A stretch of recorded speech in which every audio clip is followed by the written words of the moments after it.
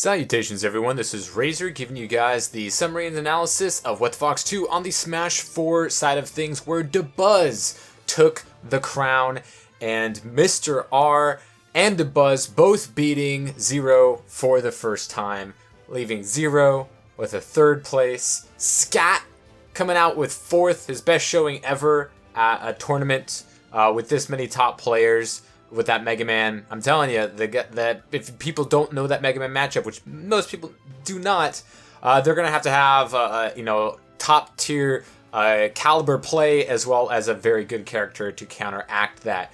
Then we have Fatality running with that Cat and Falcon, a little bit of Meta Knight, and then Mewtwo King with the Cloud pulled a little of Rosalina Luma against Scat. And then we have Player 1, another Diddy Kong, because Diddy dictates the meta at this point, and we saw a lot of Diddies, and every single tournament we see a new Diddy that we may not have seen before or have not placed this high. And then we have Darkshad Legend with the Ryu rounding out top 8. Let's get right into things with your grand finals combatants, with DeBuzz and Mr.R. DeBuzz with the double elimination on Mr.R, sending him 2 losers, 3-2, and then beating him in grands 3-1. They both took out Zero for the first time in their careers. It feels like Mewtwo King's 3-0 on Zero kind of started that trend of, okay, now everybody who couldn't beat Zero now can now beat him. And these were the two that had played him the most, that had not gotten that victory against him, Mr. R and DeBuzz, and they both got it in this tournament. Zero sticking with that Diddy, we saw him pull out the Cloud against DeBuzz to try to counterpick that. I've heard a lot of people say that, Cloud is a good counter to Rosalina and Luma, but I don't see that in play. I would like to see the matchup against Mewtwo King or Tweak, who have more solid Clouds than I would say Zero would have, to see if there's much credence to that. I understand the principle of it, the disjoint, getting rid of Luma and things and such, but Zero was not having a terrible time taking care of Luma, while on the other hand, Mr. R didn't really seem to care much about Luma, but would only attack Luma when Luma was the only thing on stage and Rosie was off stage. For the most part, when it came to Zero and DeBuzz was, just playing a fantastic footsie game, and when a neutral is dictated by the footsie game, DeBuzz is always going to win that. I don't care who he's facing, just because he's got Rosalina and Luma. He's going to have a lot more range, that bigger disjoint, and it doesn't matter if he doesn't know the matchup as well. If an opponent can't get in with a lot of ease and speed, he's going to have that edge, and I think we saw that when he took down Mr. R and Zero. While Zero did have a close set against DeBuzz, it was a 3-2. Zero did do a very good job of taking out Luma, but we definitely saw DeBuzz, when he got to those higher percents, obviously there was no panic, because this is the DeBuzz we're talking about. This guy's, composed his Wizrobe, and he was able to really limit Zero's options. We know what Zero and other Diddy Kongs are going to be looking for, and he did capitalize on a lot of those, especially off of down tilt to forward air on the ledge, your down tilt into your up smashes and things like that, your true bread and butter easy bake oven combos with Diddy Kong.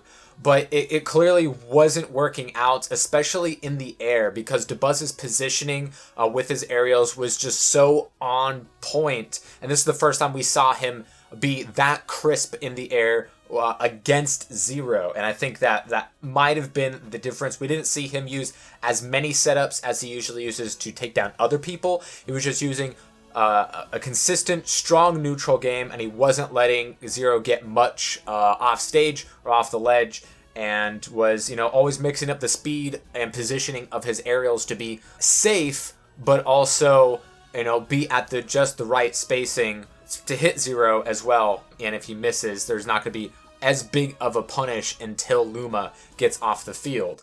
Now, when it comes to DeBuzz versus Mr. R, first time around, Mr. R was going full on Sheik.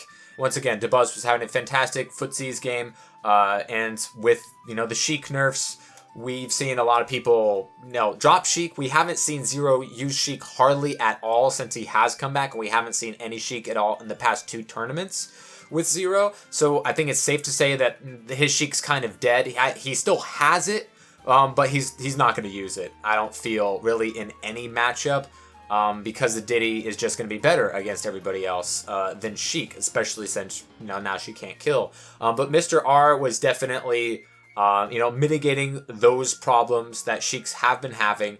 And throughout the tournament, he was able to do a good job at getting some reads off of platforms, getting those tipper up smashes, as well as his needle game, I felt, has improved offstage a little bit. While he isn't able to finish stocks with it, he's able to tack on a little bit more damage and add just additional pressure to get that trump into back air, which, we really haven't seen, in over a year since, the back air was severely nerfed on Sheik, like a year and a half ago. But now he's utilizing that more since he's getting your opponents into much, much higher percents, the 180s, 190s, 200s, before Sheik can finally land those kills without a nice hard read on an aerial or a smash attack situation. And while, DeBuzz did have that close 3-2, when it came to grand finals, it was not nearly as close. We saw Mr.R pull out the Link in game 1. He said that he felt like, Link does pretty well against Rosalima, and you can kind of see what he was going for. Adding pressure with the Gale Boomerang, getting that chip damage on Luma to try to take her out early, but it definitely just wasn't working. I don't care what Mr. R says, and he did start to do better, as the game went on, but the dude still got bodied. DeBuzz was sitting pretty by the end of that first match, and he immediately switched back to Sheik. The speed didn't throw off DeBuzz because of the way that you approach with Rosalina and Luma, and how defensive that you are and can be because you have that wall with Luma. So it didn't really give DeBuzz much additional trouble at all, especially when he can call out those projectiles with the down B and just make sure that the bombs are really the biggest threat, because that can, desync the Luma and Rosie, and also, possibly set up for some other aerial follow-ups or get a read on landing. But I don't think that's going to be a problem for DeBuzz. A consistent player, and we saw, basically our two most consistent Smash 4 players over the last, I'd say, 5-6 tournaments that they have been in, DeBuzz and Mr. R, this time actually meeting in grand finals and both taking their very first sets off of 0. DeBuzz took him out 3-2 and Mr. R took him out 3-1. So it's going to be interesting to see, what 0 does with this. We know that he has a cloud, everybody has a cloud. But it didn't work against DeBuzz's Rosalina and Luma. And while his Diddy is crisp and definitely one of the best in the world and is just a fantastic character with such great options to cover everything, and everything he can't cover he can just react to, he got outplayed by Mr. R and DeBuzz. And then we have our boy Scat with it sitting pretty at a nice 4th place with that Mega Man. I told you last week, we had to watch out for Scat because he has that character that nobody has matchup experience against. If they don't play it safe, or if they don't have the right tools, they can get crushed. So we saw Scat do that against Darkshade Legends Ryu 3-0. He was just getting consistent pressure on that Ryu to not allow him to get in with those pellets, which can really only be mitigated with a short hop fair or neutral air. And that way, Scat would have been ready for that sort of approach. Tatsu, he's fast enough and has the options enough to cover that. And going off the ledge with the shield, with the leaf shield, and then Z dropping that metal blade, getting the first 2 kills off of Darkshade Legends Ryu. And we saw him, do that against a lot of people. Utilizing his up air on platform stages such as Battlefield to grant those mix-ups. While, Mega Man doesn't have a lot of fantastic kill options, we saw him, get, a little bit of respect with the up tilt, catching some, really, really poor mistakes such as Mewtwo King with the up smash. And he was able to take out Mewtwo King 3-0. We saw Mewtwo King busting out the Rosie Luma, which we haven't seen since, in a tournament of this caliber. I think, 4 or 5 months after launch was the last time we saw Mewtwo King's Rosie Luma in competition. So clearly, the Cloud matchup has been figured out by most people at this point and are just utilizing all the huge glaring weaknesses that Cloud has in his game. And when it comes to the Mega Man matchup, While I couldn't find the footage for this matchup for whatever reason anywhere on the internet, it was basically how it went down at Fusion 3 or at Smash and Splash, where Scat he has that because Mew2King needs to know the matchup in order to really seal a victory. He has to practice that matchup, and if he doesn't know it, he can get knocked out by a player that some people might consider of a lesser caliber, or a character of a lesser caliber, if he doesn't know the matchup, and that's what Scat really, really focuses on.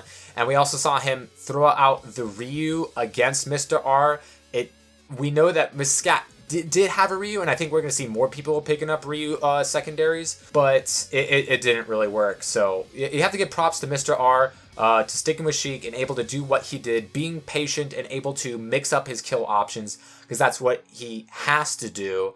When it comes to Dabuz, you are going to have to defeat him differently every single stock. He does never fall for the same thing twice, and just has so many great defensive options, and just plays his Rosalina and Luma at a much higher caliber than anybody else does. So it's hard for people to get the matchup practice, much like with Scat, but with such a fantastic character as Rosie Luma, you're really going to have to pick your moments and capitalize on the few openings that you do have, which we did see Mr.R do more so on winner's side, but in losers, Dabuz had an answer for everything that he did have. So a lot to look forward to.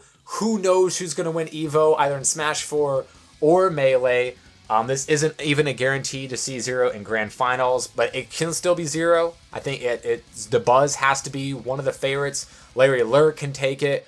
Ally can take it. Possibly Mr.R or Anti as well. They've shown shades. And of course, Dabuz's biggest kryptonite in the matchup is against Nairo Zero Suit, who last time they faced, Nairo got the bracket reset and won. I think that one was a 3-0-3-1. So it could be any of those players, but there's always the possibility for early losers runs to start, as well as some crazy matchups that some people may not be prepared for, as we saw with Zero and Prince Ramen at CEO. So it's going to be a hell of a ride.